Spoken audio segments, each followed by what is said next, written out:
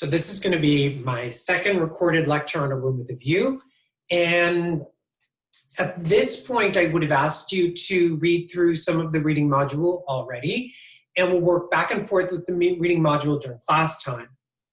What I'd like to look at in this recorded lecture is Edwardian society, or the Edwardian world, Edwardian cultural production, in other words, the kinds of literature that happened during this time.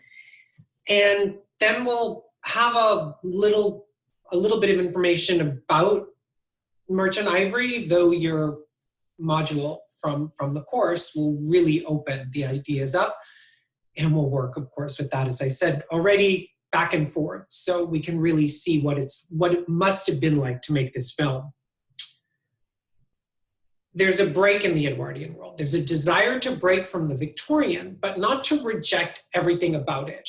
So the sociological structures, one's title, the presence of a servant class, rather lavish lifestyles, dinner parties.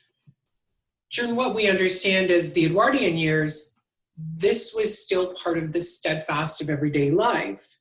And imagine Forster's position here. As I implied in my other recorded lecture, Forster found himself in a middle ground where he definitely wanted change, but I'm presuming there was probably some sort of sense of relief that he also had privilege to ground himself.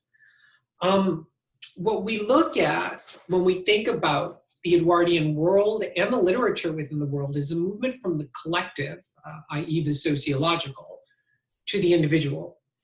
And the individual Forster would have been the heart, would have been the soul, the essence of his characters. He constructed his novels and stories with both text and subtext. And this is something that the film version of A Room with a View really does well. It doesn't reject the homosocial subtext that is part of the characterization of Freddie, Lucy's lovable younger brother, and George, in some ways, is this kind of subject of desire or object of desire. We can debate that in class, who the subject and object might be. And Mr. Beebe, our unlikely ironic voice.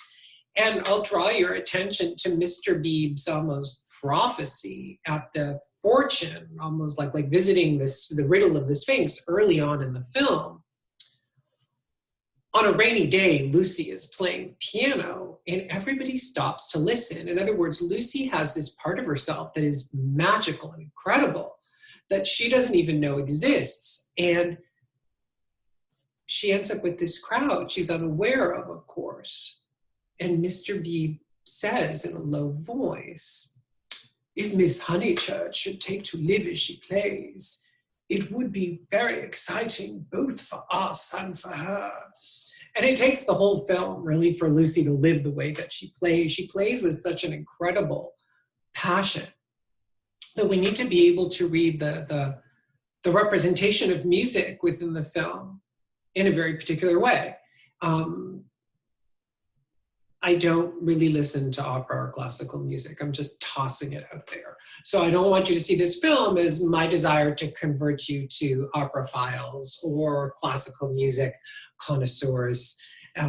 No. But the film uses these types of music, which were prevalent during this time, to show us the passion of its leading lady, of its main character. The text itself is fairly straightforward. Lucy is stuck in a love triangle enforced upon her in many ways by her society and her mom.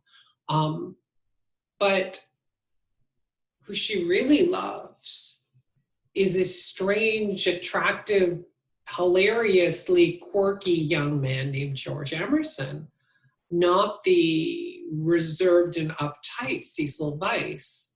The two relationships play off of one another in a rather straightforward way, where it's fairly easy to see Cecil as flat and uninteresting, and George as just hilariously outgoing and and funny. And we see this in the film's rendition of the question mark he draws to Lucy, right? The question mark, and Charlotte's horrified by the question mark. What does the question mark mean? It's never really defined for us. Should Lucy question herself? Should we question society? Is George questionable because he's not from the same socioeconomic class as Lucy?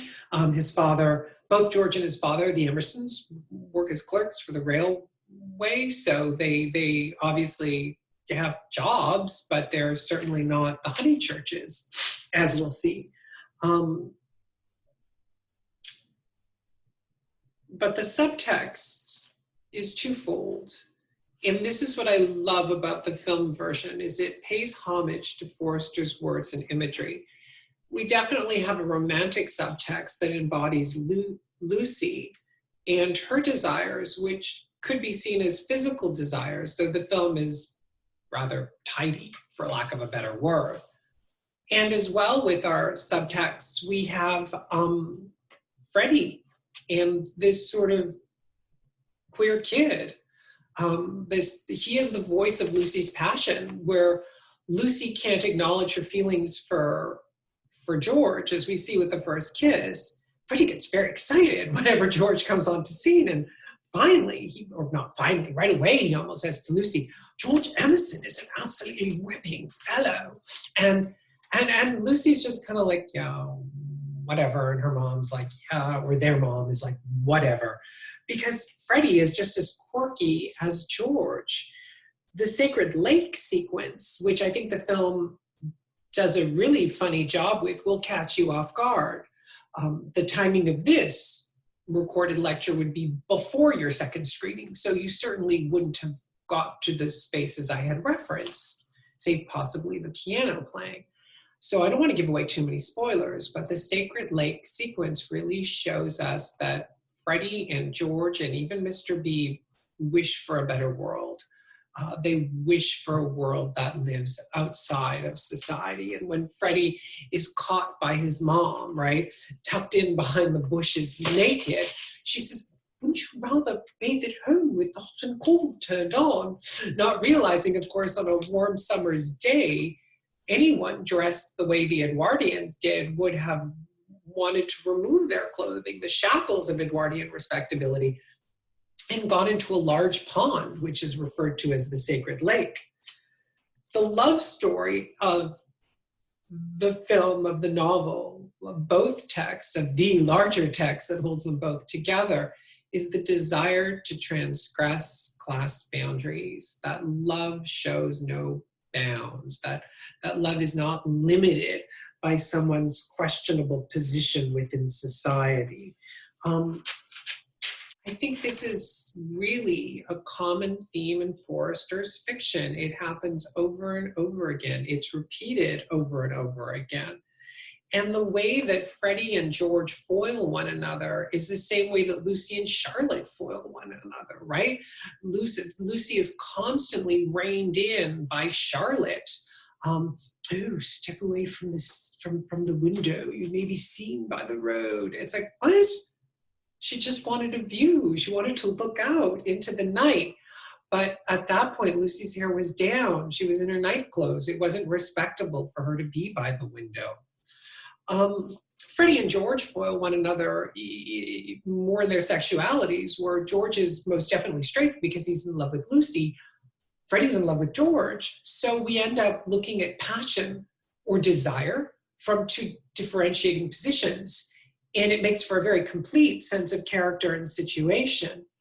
So we end up with the crafting that went into the novel through its laborious processes, right? If Angels Fear to Tread came out first and was published in 1903, Forster was most definitely writing this novel by then, but The Longest Journey came out first, which has nothing to do with Italy, and then A Room with a View took till 1908. This was a much more laborious project for Forster to do. The film attempts to craft this, to reflect the crafting Forster did in a latter 20th century film version. What happens when we take great novels and we put them, or interesting novels, and we place them as films, we end up with a representation of the Edwardian world that we really see in Downton Abbey, the recent television series, where class is a theme, and love and gender and identity are also larger themes, as the ensemble cast of Downton Abbey in various different ways oscillate within the spaces of this changing world and move from Edwardian to modern and attempt to find themselves within the changing spaces of English society of the time. From the Victorian world to the early 20th century, this class struggle is not something that the Edwardians randomly just popped up with, but instead, from Thomas Hardy, Charles Dickens, all the way to contemporary writers like Alan Hollinghurst, we see this mimetically restructured in the history of British literature. Love should transgress social class as a way to create a new class, as a way to liberate people from the places they come from, to articulate a need to move within society and not be locked down by it. Now, the film version features incredible screenwriting, right? This desire to have the voices of the characters come clear from the original manuscripts. But as well, think about the panoramas of the locations and the almost postcard-like frames that are used throughout the film. And then the characters act within this very frequently in the Florence section. We will have a big screen and Lucy and George at the bottom, almost like a neoclassical painting by La Poussin. And we can think of the way that these pastorals, teeny tiny people out of these huge, big, accommodating worlds. And in many ways, the cinematography allows us to see the ways in which the filmmakers wanted to reflect the desires of the characters. If the society of the time wouldn't accommodate the characters that we're meeting, if society could not grant Lucy and George a space together right away, then the cinematography implies that they can be together. And the film shooting does reflect this pastoral a couple of times, to say the least. In the Florence sequences, in the outings, when they leave Florence for the countryside and George kisses Lucy, spoiler, sorry, in the Sacred Lake, you will see this again. And in the final scenes, which I won't reference, I won't spoil those for you. So I want you to think about the way that the film uses the craft of filmmaking to bring out these ideas, to reveal the necessity to free the human spirit. And think about filmmaking as a way to retell a novel in this case, as a way to reveal an incredible love story. And this one is really the most basic of our love stories. Our other love stories are going to dwarf this love story. And the next two films that we look at it will probably cause us to cry by the time we get to the end of them. This one doesn't, but it sets a very nice foundation on how we can question Lucy and George's star-crossed, but they're star-crossed not by violence, as Romeo and Juliet were, but instead by social class, by the reductive restrictions of the society of the time. So take notes as you continue to screen. Take notes that include parts that catch your attention, parts that are unclear, questions that you have for me, and pay attention to the different pages from the module I'll ask you to read before we screen at different times. Thank you so much, and I will see you, and we'll talk about this more during class time.